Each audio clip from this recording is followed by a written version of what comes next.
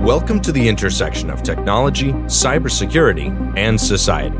Welcome to ITSP Magazine. You're listening to a new episode of Stories from Space podcast, where your host, Matthew Williams, examines the history of human spaceflight, the breakthroughs that revolutionized our understanding of the universe and our place in it, and the brave individuals who work tirelessly to advance the frontiers of our understanding. Knowledge is power, now more than ever.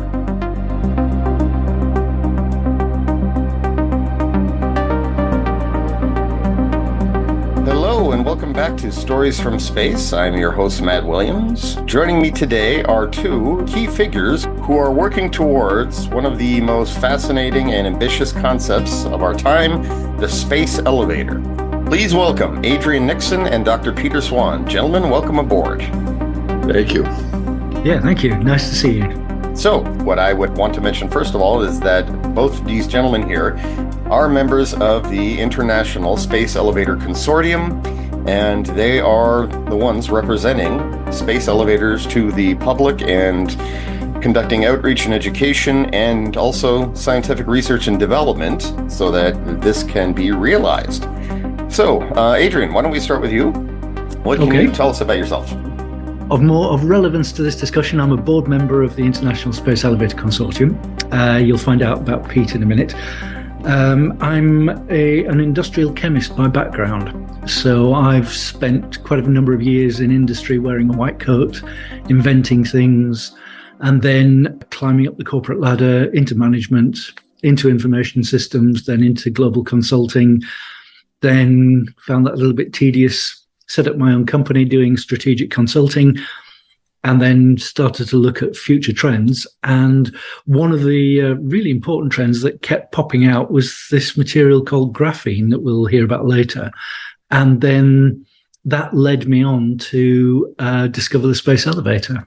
And my life has changed considerably since then. So I've now set up a publishing company which briefs very large corporations about graphene and 2D materials. I'm the editor as well as one of the founding directors.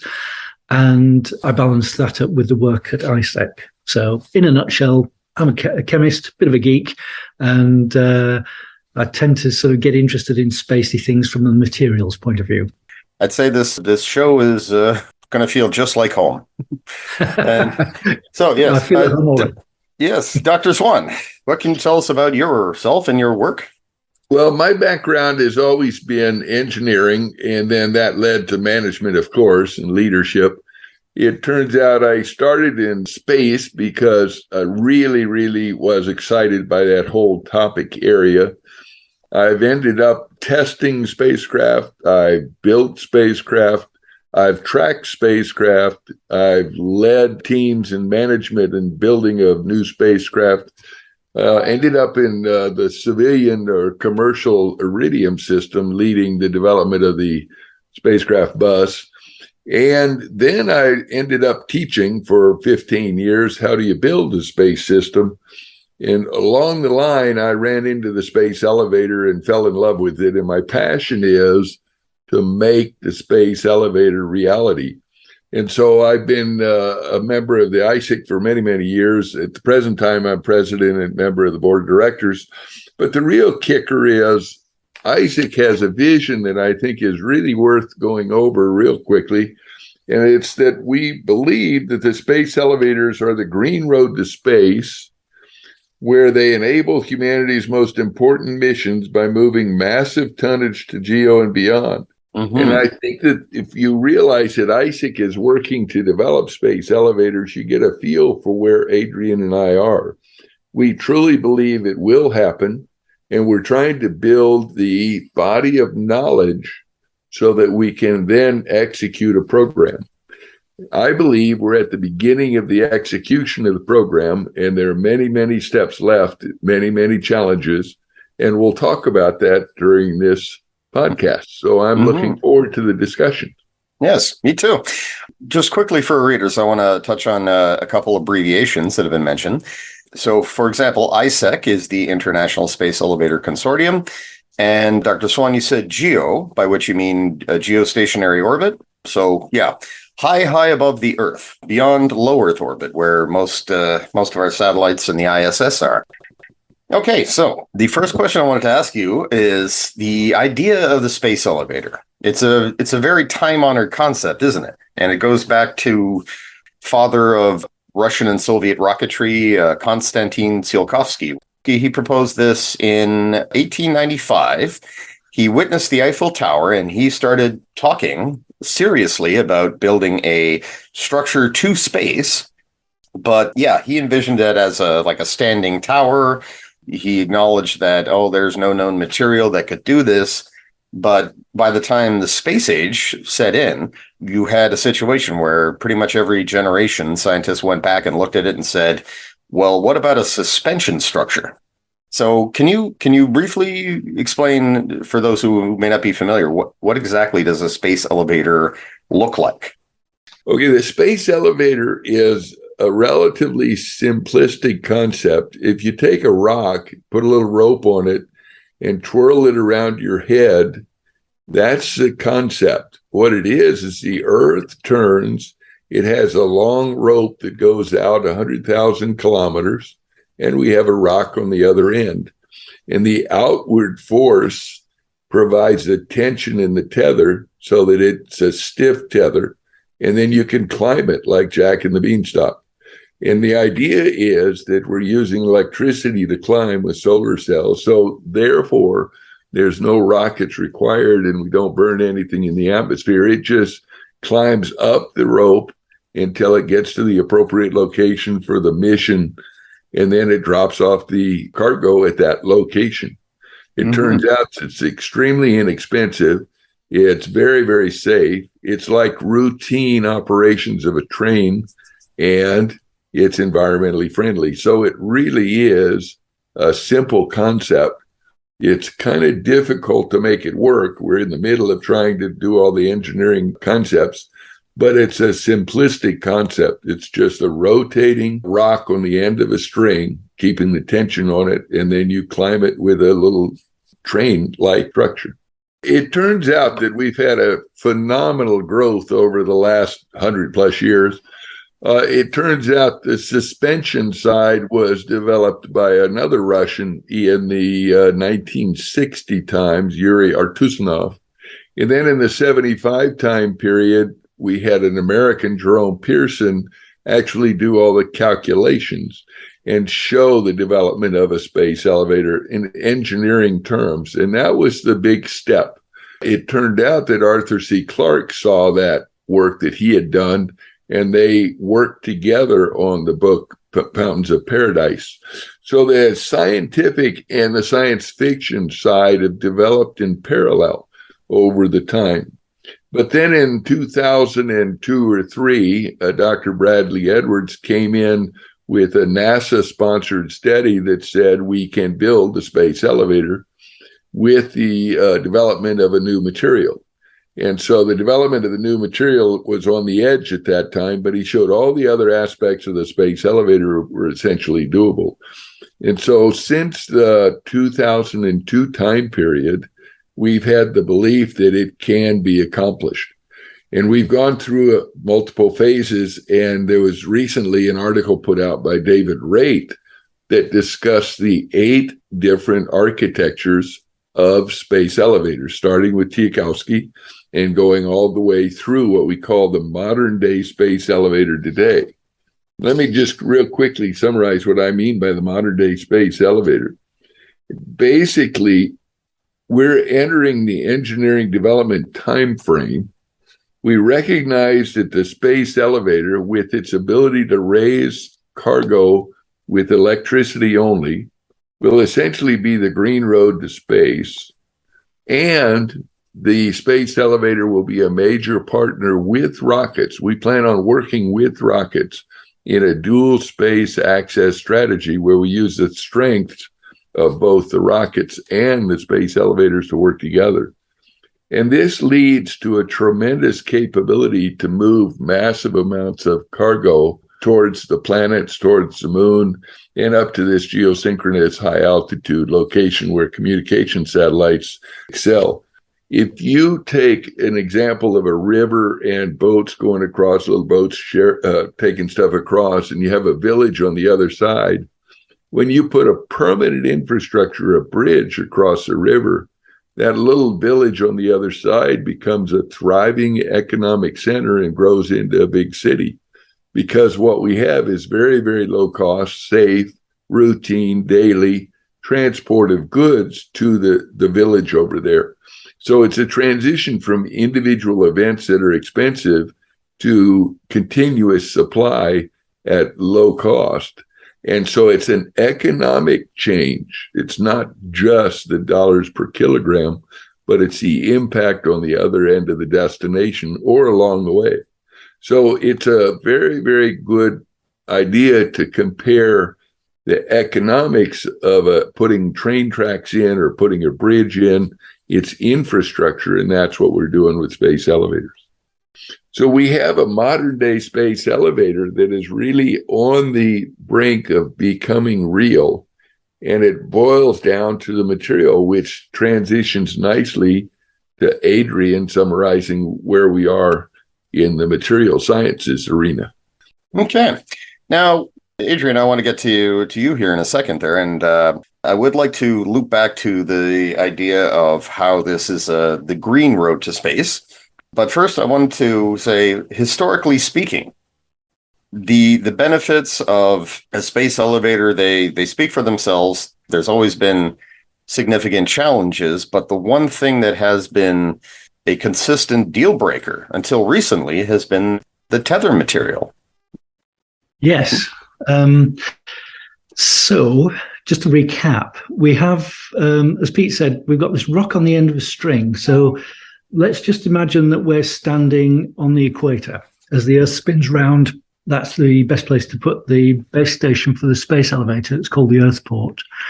And if you stood there, what you would see would be a piece of material which would go from a base station going straight up into the sky through the clouds and disappearing, and it wouldn't stop until it got 100,000 kilometers further out. And then that would be, like Pete was saying, that's the equivalent of his bridge crossing the river. And the little village on the other side of the river is the International Space Station, which is flying around at the minute. There's just a handful of people up there at any one time.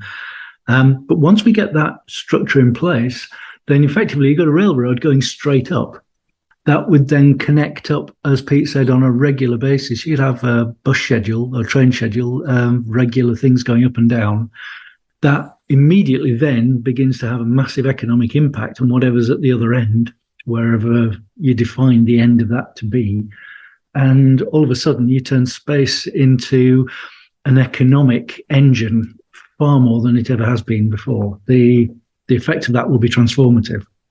Yeah, so throughout the 20th century, research study after research study, the conclusion was we don't know of any material currently that could withstand the tensile pressure or the weight of the whole structure.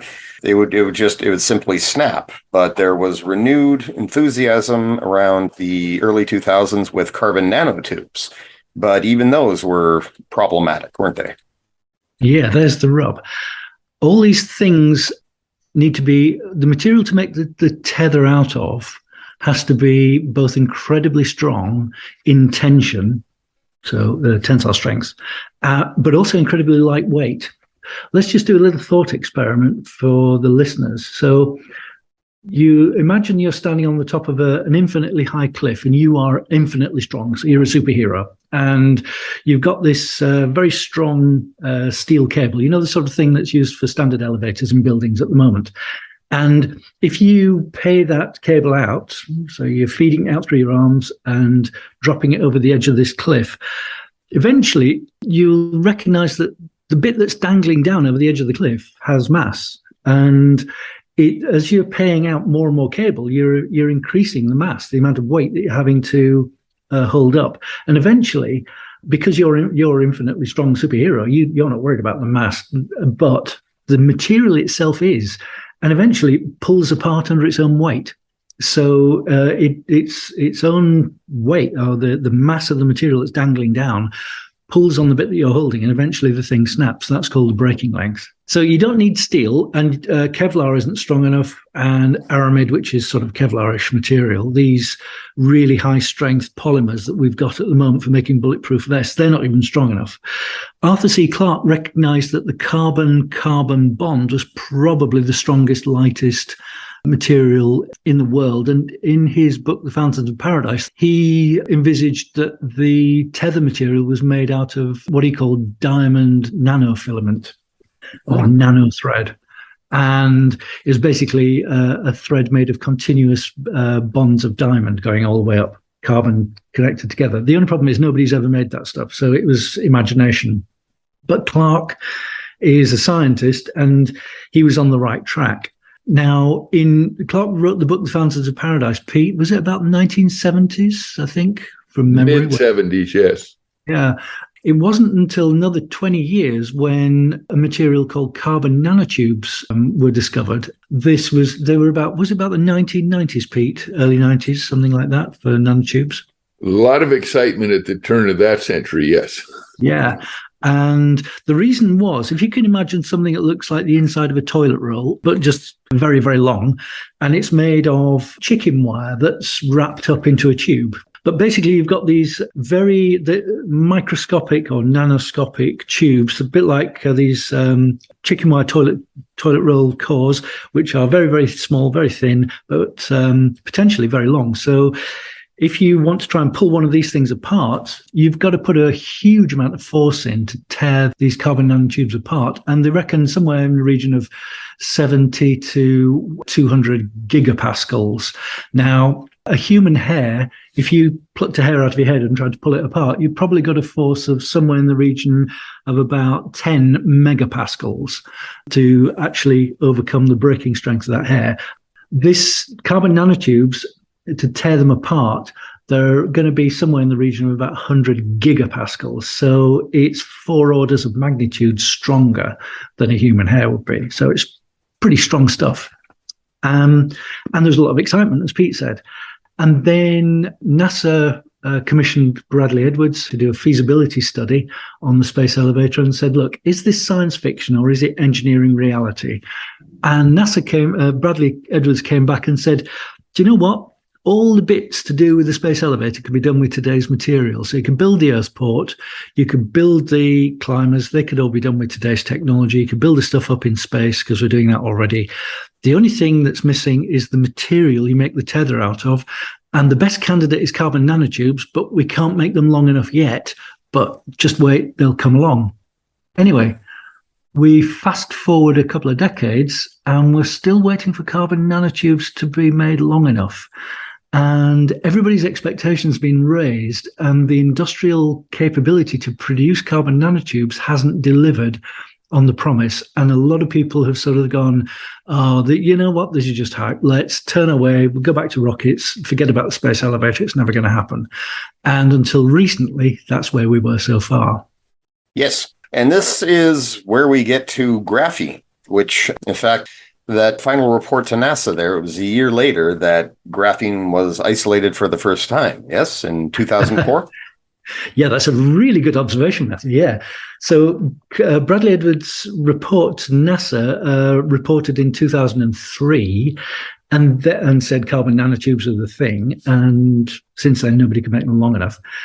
Now, in 2004, you're quite right, 2 very bright physicists at the University of Manchester in the UK had what they called Friday night experiments. So they've, as well as their day job, they set aside some time on Friday afternoons and Friday nights just to play around with mad ideas and daft things. And one of the things that they were working on was to actually look inside a material, an everyday material that everybody takes for granted, called graphite, you know, the stuff in pencils. So you can imagine graphite is like, if you look at it under the microscope, it's basically like a structure made of lots of decks of playing cards all jumbled up together. And it's made from carbon. These decks of playing cards have inside them an individual card, which the decks are made up of. And this is made up of like carbon atoms, but they're connected together in a chicken wire arrangement, not like carbon nanotubes where the chicken wires roll around into a tube. This time it's just sort of flat sheets, hence the playing card analogy. This had been known for probably 100 years or so, that this material inside graphite, there were these individual atomic layers of this chicken wire-like carbon, but nobody ever believed that it could be isolated because it's only one atom thin. And if you tried to sort of isolate it, what would happen is there were books that proved it would just curl up by itself, roll into a ball, and it would be thermodynamically unstable, is what the physicists called it. So nobody ever really tried isolating this stuff. Anyway, these two physicists in Manchester, Andrei Geim and Kostya Novoselov, they did a really clever, very simple experiment. So if you can imagine, you've got a piece of graphite. So they got a very pure crystal of graphite. They put it onto a piece of sticky tape, and then they put another piece of sticky tape on top of that. So now just imagine what they've done. So you've got sticky tape, you've got a deck of playing cards, and then you've got another piece of sticky tape on the top. And then what they did was they cleaved it. So now we've got half a deck of cards on each bit. So then what they did was they get another piece of sticky tape on one of the samples that's left, and then they stick it on top and then cleave it apart again. And you keep on doing that. And you do that about 17 times, and you actually get down to a single atomic layer of carbon. It's such a simple experiment. Nobody ever believed it would work, so nobody ever tried it. But these two did. So Andrei and Kostya now proved that they used electron microscopes, various other things, to prove it was a one atom thin layer of carbon, and now they could begin to do something with it. So then they used the facilities at the University of Manchester. They begged, stealed and borrowed time on various bits of kit and prodded and poked it with expensive analytical tools, and they found out a number of amazing things. So this material, this carbon chicken wire, is 200 times stronger than steel, which is quite relevant to what we're interested in. It's transparent, it's flexible, it's got the highest melting point of any material known, so somewhere between 5,000 and 6,000 degrees in a vacuum. It conducts electricity 6 times better than copper. It's the world's best conductor of heat. If graphene was a person, it would be a superhero. You're already aware that we've now got this super material. The only thing is, it was only available in very small quantities, tiny little pieces inside graphite. Mm-hmm. So it kicked off a huge amount of interest. But because Andrei and Kostya had done two things: one, they'd isolated graphite, and everybody thought that would be impossible; and two, they did all these measurements and proved it had all these amazing properties. They won the Nobel Prize for Physics in 2010 for doing this work. And all of a sudden, the whole world went, whoa, and started to take serious interest in this material, which they called graphene because it comes from graphite.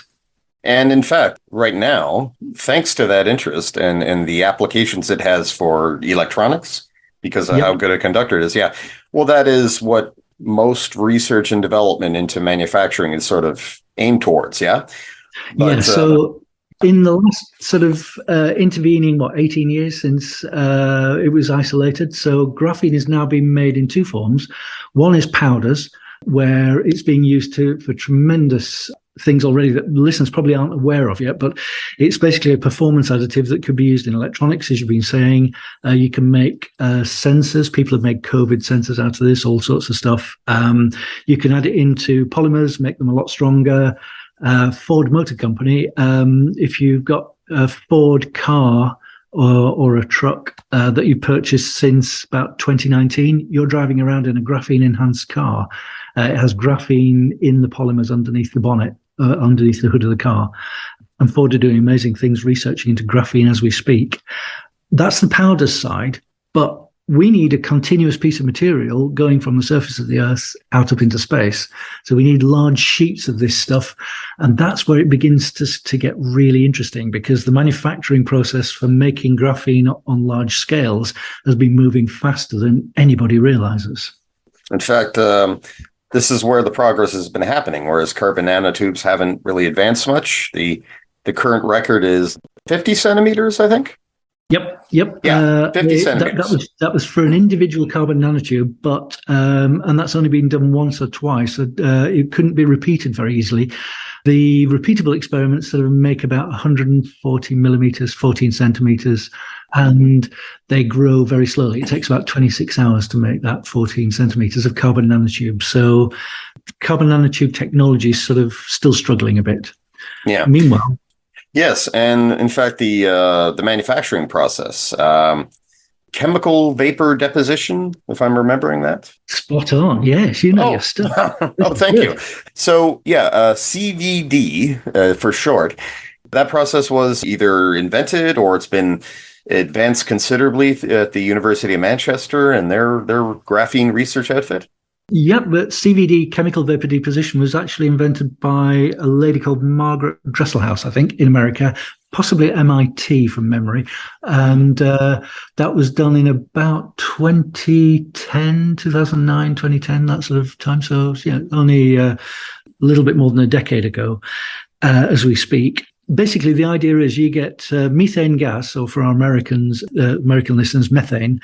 And if you can imagine, methane gas is a carbon atom with 4 hydrogens on it. So if you can imagine a 3-legged stool with carbon as the seat, and you've got 3 little bonds going down with a little round thing on the end. So you've got 3 feet made of hydrogen. And then from the middle of the stool sticking up, you've got another one with another blob on top. So you have 4 hydrogens arranged in like a tetrahedron around the middle carbon. And that's methane. And the trick is, it's very difficult to pull the hydrogens off to get at the carbon. What happens with the CVD process is you get methane gas very hot. So the carbon-hydrogen bonds start to weaken a bit. And this, when we say hot, we mean about 1,000 degrees centigrade. Still, the hydrogens won't come off. But if you get the methane gas down to the surface of a metal catalyst, in this case copper, then what happens is the metal holds onto the carbon and allows the hydrogens to come off, and the hydrogens disappear as hydrogen gas. So now we're left with a carbon atom stuck on the surface of the copper. Repeat that process time and time again, and what happens is you end up with a layer of carbon over coating the surface of the copper metal, and it connects up in the flattest shape, or the lowest energy shape it can. And now, if you can imagine, you've got one carbon atom connected to 3 others in like an equilateral triangle, and these things then connect up to form hexagons, and that's your chicken wire of carbon over the surface. That's how the CVD process works. So you get methane gas very hot, 1,000 degrees centigrade, it produces hydrogen, and this all screams, don't try this at home, but you will make graphene stuck on copper foil, and that's how it's made at the moment. Mm-hmm. And it can produce it in significant quantities too. Indeed, yeah. When it was first produced in the early days, you could only make sort of square centimeters, if you were lucky, and it would probably take a week to do that. Now, and this is the bit that people just don't realize, the manufacturing technology has been coming on leaps and bounds. MIT invented what's called a roll-to-roll process. So if you can imagine, you have a reel of copper foil unreeling through a furnace and being reeled up at the other end. And inside that furnace, this chemical vapor deposition reaction takes place. And so you have a continuous manufacturing process for laying down graphene on the surface of the metal foil. Now, other people around the world have taken this up. There's a company called General Graphene in Tennessee. They've just commissioned their Generation 3 machine, and they can now produce about 100,000 square meters of graphene per year. LG Electronics in Korea have got another similar sort of machine. It can produce graphene at the rate of a meter a minute, about 400 mil wide. The latest is there's a company called Charm Graphene, again in Korea, and they've just upped the speed. They can produce graphene at 2 meters a minute and in lengths of up to 1 kilometer already. So fantastic progress that's being made, accelerating the manufacture of graphene at industrial quantities, industrial speeds. There's a couple of issues with where we're at the minute. We're not saying this is tether quality material graphene yet, but you can see the trajectory we're on, Matthew. This is moving really fast. So at the current rate of progress, well, in fact, that's another question here. ISEC has a timetable in mind, right, where the initial production or the initial operations with a space elevator, this would be ready to go by 2037. Yeah, it turns out that there have been a lot of discussions, but the bottom line is yes, we would hope to have it done by 2037. And it's a mega project, which by definition is greater than $1 billion in 10 years. And this would be like 20 billion over 15 or so. So it qualifies as a mega project, which means that there are many challenges that are out there. But to have a product that ends up being beneficial, you must start before you have all the answers. So at this point, we have started building a space elevator. And the rationale is that the benefits are so phenomenal that you have to push the envelope and keep charging. We believe the material will be ready for us by an operational date of 2037.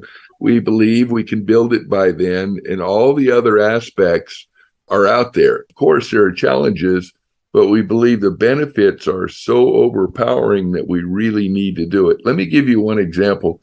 The delivery of cargo to space is a principal factor if you want to dream big.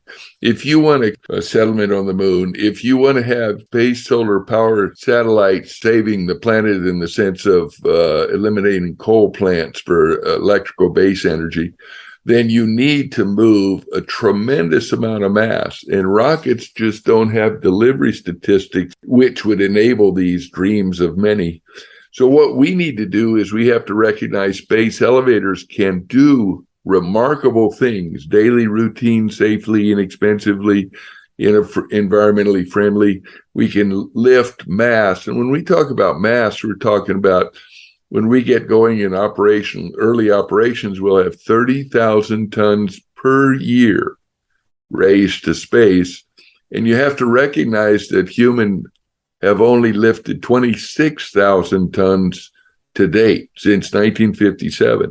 So the difference between rocket delivery and space elevator delivery is so remarkable that I believe we must start space elevators and we must get them going.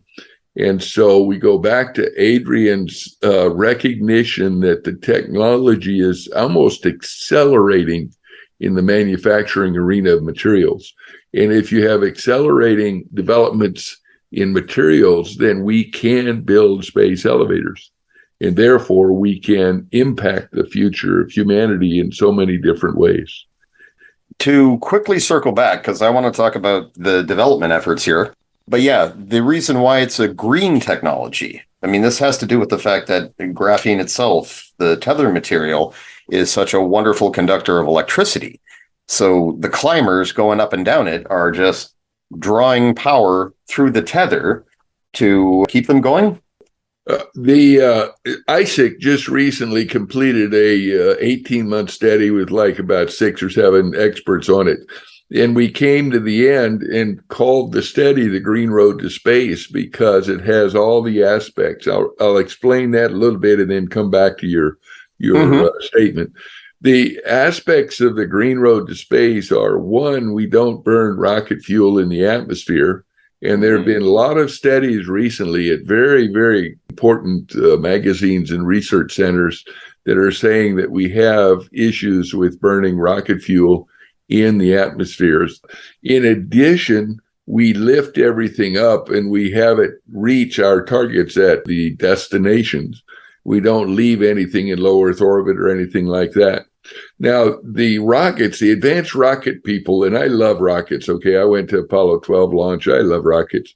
The rocket people are doing remarkable jobs. They're doing reusability. They're lowering the cost tremendously, and they're choosing some rocket fuels that are better, and I really applaud them for all of that. But the essence of a rocket is different than raising things with electricity. The second thing about the Green Road to Space is the mission of space elevators can reach across and improve the Earth's environment. An example is we can enable space solar power so that we can provide electricity around the globe without burning coal. In addition, we can eliminate a lot of the high-level nuclear waste by taking it out and tossing it toward the sun. So The space elevator is inherently a green road to space that can lift massive amounts of cargo. Now, you mentioned the conductivity of the material, and that's a very important aspect of research. One aspect of that is could end up being the power to the tether climber is supplied through the cable. And that's a very viable approach. Another way that you don't have to burn rocket fuel is you use solar energy to solar cells that provide the electricity to the wheels. And so it's an energy efficient way to move something on a vertical cable. And you're perfectly correct. If we can provide the electricity through the cable, that would be delightful. There are other ways to do it. And, who knows what's going to end up. This is one of those engineering trades that would be made over the next 10 years as we trade off mass versus capability versus et cetera, et cetera, et cetera. Matthew, I was where you were headed possibly with your question earlier was you've got this cable going through fluctuating magnetic fields or dynamic magnetic fields, and you've got an electric current going through conductive material. So electric motors work by having an electric current going through a coil in a magnetic field, and you get motion out, which is what makes a motor turn. And we could find that there is a force, a Lorentz force, on the actual tether material if it is electrically conductive moving throughout these magnetic fields. So we're having to sort of come up with ways of thinking about that, two, trying to find data on the magnetic fields up there. And it's actually quite surprising. It's not that well researched by anybody. And then secondly is if we can mitigate the movement on the tether due to fluctuating magnetic fields and the electrical conductivity. If we can't, we have another two-dimensional material, which is an electrical insulator. It looks like graphene, but it's made of boron and nitrogen. And that's called hexagonal boron nitride. And that's an electrical insulator. So we have options for the future. Yeah. Looking to the future, ISEC has established a company to help speed the development, haven't they? And that's the Galactic Harbor Associates.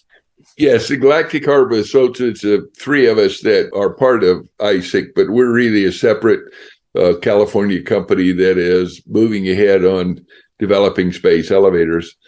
Just like you have any association like the American Medical Association, and then you have all these companies doing medicine. Same thing. We have IEEE, which is electrical engineering, and they have Boeing and all those other guys that are companies. So we're a startup industry. Just that would be the first real company dedicated toward the space elevator. But of course, we have to have somebody to build the tethered climbers and somebody to build the materials. So there will be many companies formed in parallel to create a space elevator, and they'll all be supported by the Industry Support Association called ISEC. The question is, what is a galactic harbor and how does it fit in the dual space access strategy where we're cooperating with rockets? The galactic harbor is a simple idea in that we have two space elevators going up from a common location on the surface of the Earth, on the equator, in the ocean. And what happens is we have two tethers, one Earth port with two tether terminus, but we have our headquarters and operation center there. And what we're able to do is run up and down simultaneously, and we could go up on both of them and then periodically bring stuff down on the second one, or you've got a principal and a backup. The real kicker is if you're going to have a commercial business, you really need to have those type of capabilities, maximum commerce or a backup to ensure the business can continue. And so the galactic harbor is a basic idea. The idea also is to have three galactic harbors around the Earth's equator. We'd have one in the Pacific, one in the Atlantic, and one in the Indian Ocean. And we truly believe it's going to be a competitive commercial arena. Once one company builds a pair of space elevators and dominates the movement of mass out to space, the other two are going to be very quickly built so that there would be commercial competition or country competition or whatever competition. So we really see 6 space elevators inside 3 galactic harbors in operations in parallel with the rocket community. The advanced rocket community is coming along well, and they're having all kinds of good successes in reusability and large. So we see a collaborative and cooperative arrangement between galactic harbors and advanced rockets that would really benefit humanity. Well, I like that. This is not, this is not something that's going to drum the rocket enthusiasts out of business, but rather enable their more long-term visions. Like we said. And the point is, it's not the fact that Space Elevator is in competition with rockets. Rockets need Space Elevator to deliver mass. Space Elevator needs rockets to deliver sensitive and delicate things like people upstairs quickly. And in fact, your cost assessments, probably one of the most encouraging things here, right? It's like between the fact that the industrial process is advancing in an accelerating fashion, costs will come down. And if I recall correctly, right now, the cost to generate enough material for a tether would be in the ballpark of $18 billion. We have to remember that when we do anything new in a new concept, a new mega project, everything is estimated at the beginning. But then as you develop an industry, as you develop teams, all the different difficulties become achievable. So when you consider that would be 18 billion over roughly a 10-year period, which is a fraction of what NASA spends annually. Their current budget for 2022 is 24 billion.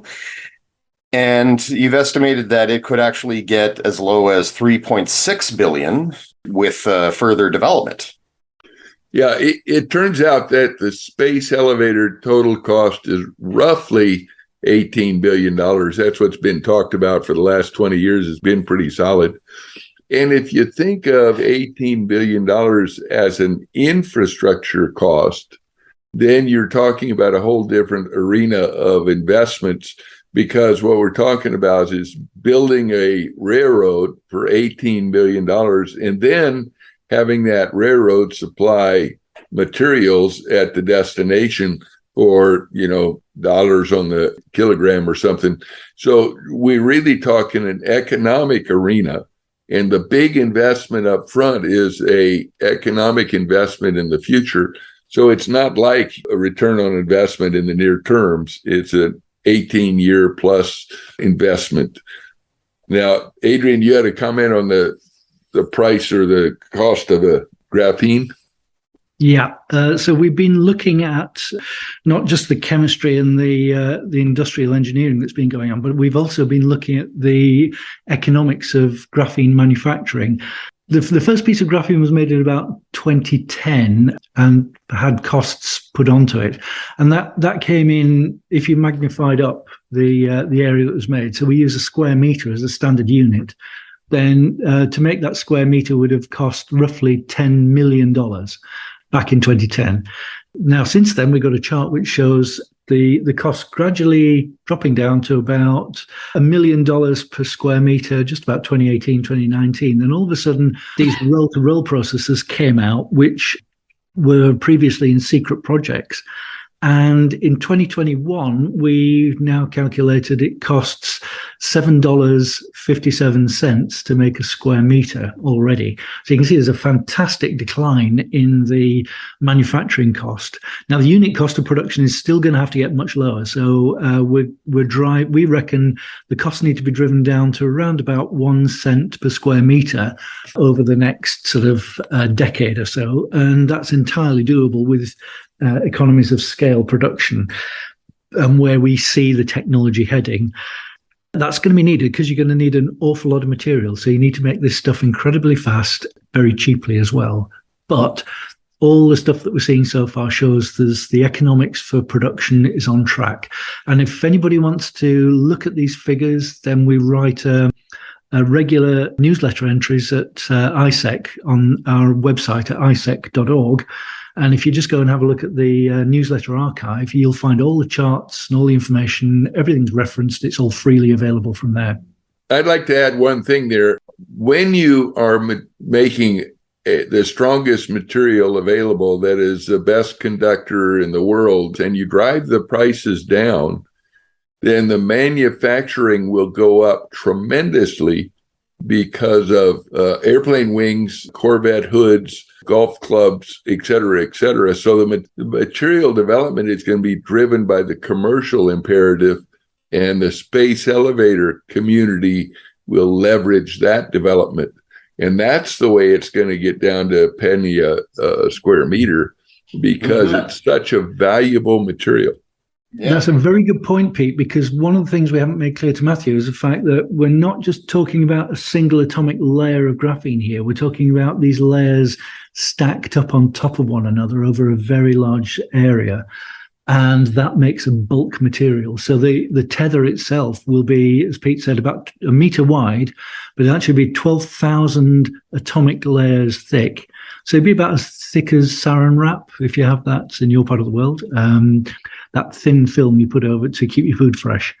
But that material there would, meter wide, 4 microns thin, that would support 7 20-ton climbers climbing up at once. Well, in fact, yes, that's something I should have mentioned there. The idea is ultimately, to just put layer upon layer upon layer of this material together. And as I recall reading not that long ago, it's also pretty good at stopping bullets. Indeed, yeah. You'd have something, you could have something as thin as cling film, which we call it in UK, but it would stop a bullet, explosives would bounce off it, all sorts of things. You're talking about this new bulk material, this layered material is the foundation for a new materials industrial revolution. It's not just space elevator, as Pete said, this is going to have uses left, right, and center, everything. Oh, yeah. The applications are quite endless. Last question here. Now, you gentlemen will be presenting at this year's International Astronomical Congress, which will be held in Paris, and you're going to be talking about these very things, the study of materials and which is best because of the manufacturing process involved. Yes, the IAC is a yearly peer-to-peer space community gathering of all the countries. So all the space experts show up, all the administrators of the space organizations like NASA show up and talk. It turns out that the leadership of space shows up at these gatherings because they present the latest technologies in all the different areas. It really is a remarkable event. 5,000 people were at Dubai last year. And in Paris, of course, everybody wants to go to Paris. So it's probably going to be more like 8,000 or 10,000 people there. But it's a remarkable showing. We have our own space elevator track on Monday afternoon, and we'll have like 16 different presentations. And we'll be discussing all the different aspects of space elevators, from the top level vision all the way down to, materials. Adrian's a co-author on a materials paper. And we're going to be talking about the rest of the things. We've got a very good presentation, actually 2 from Japan. We've got multiple from other parts of Europe and the US. It really is a remarkable gathering of space experts yearly. And so we are going to be talking specifically, the first one's going to be a keynote speech on the strengths and a visionary approach to how do we approach space from the aspect of space elevators. And we'll go right on down to discussions on materials or dynamics or tethered climber structures. There'll be a lot of good technical papers during the afternoon. And I think, Pete, also, you might even be able to take some samples with you as well. I'm hoping to take some samples with me. We have some that were produced a year and a half ago that are, like a cassette, like a CD cassette, but no CD in it, just a cassette to show the samples.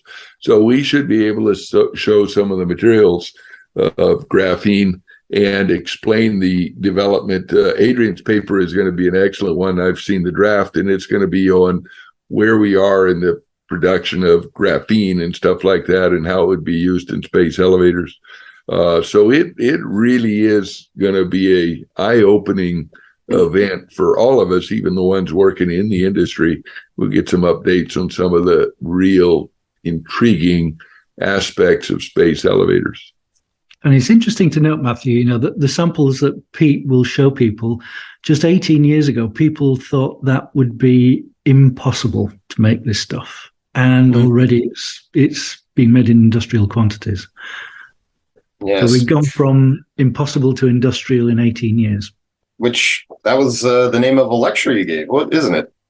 Yes, but you're following what I do quite closely. Yes. Like I said, you guys have talked to me, and I have. Well, I've taken notes. I believe the title was 17 years ago, as it happened about a year ago. But that really not done.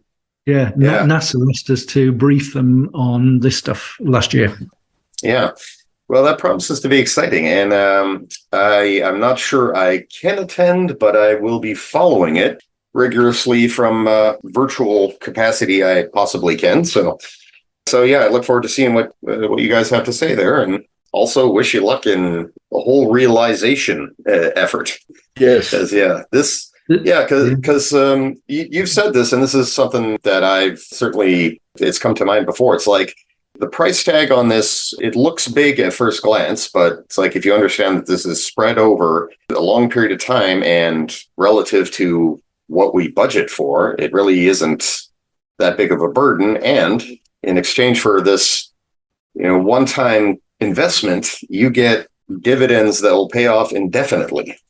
Yeah, for everything that Elon Musk and Jeff Bezos and others have promised, have talked about. We want to do this, we want to do that. And it's like, well, if you're going to be doing that with rockets, you're going to be creating a ton of pollution. It's going to be inefficient. It's going to cost more than it would this way, and it'll take longer. So why aren't you guys investing in a space elevator? That's my message. Yeah. Yes, that'd be my message there. And honestly, I think I would love the chance to go to Jeff Bezos and say, you really want to show Elon Musk up? Invest in this. And Musk, same message. Richard Branson, same message. Hey, all you guys, why don't you just put aside your differences and work on this? Yeah, let me follow up on that, what I think is very, very interesting. It turns out that what we really advertise at the top level is we can enable your dreams. Let me give you an example. If we're going to do 1 million tons to the surface of Mars, which is what Mr. Musk wants to do, and you divide by the number of launches, it's 50,000 launches.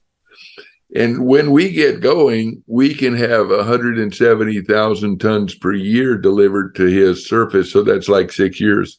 So what we're saying is that we can deliver on the needs of the dreamers. Let me give you one other example that blows me away every time I start looking at it, which is the L5 Society started and the National Space Societies continued, and other people believe it, that we really need to have humans off planet living productively. And they talk about an L5 location, which is a settlement in a rotating space station at the height of the moon, but trailing the moon. And it basically is 10 million tons of mass to contain 100,000 people. And if you take 10 million tons and divide by 20 tons per launch, that's a lot of launches. And we can enable missions like that. So I like to think we're an enabler of dreams for the human race. Oh, God, yeah. And it is a long-standing dream. And that's another thing about space elevator. All the advocates, enthusiasts, people who've studied the idea over more than a century now, they've all been pretty clear on what would be possible. And essentially it comes down to humanity becoming a spacefaring interplanetary civilization, maybe more. So that is definitely something I'd like to see happen. Okay. In fact, I think that's a perfect place to end this. I think we have put a wonderful cap on all this on this topic here. This is a wonderful, fascinating, and like I said, a time-honored topic, and there's a reason people keep coming back to it. So listeners, if there's one thing hopefully that you'll take away from this, it's that things are happening, there's movements, and we are getting ever closer to the point where a very long-standing dream of space exploration is finally at the point where it's realizable. And that's true of a lot of different dreams, and that's part of what makes the whole renewed era of space exploration, or new space age, so very, very exciting. So, yes, Adrian and Peter, thank you so much for coming on and letting my listeners know about this, the fulfillment of this dream. And I hope to talk again, and best of luck to you in Paris. Well, thank you very much, Matthew. This has been Stories from Space. I'm Matt Williams. Thank you for listening.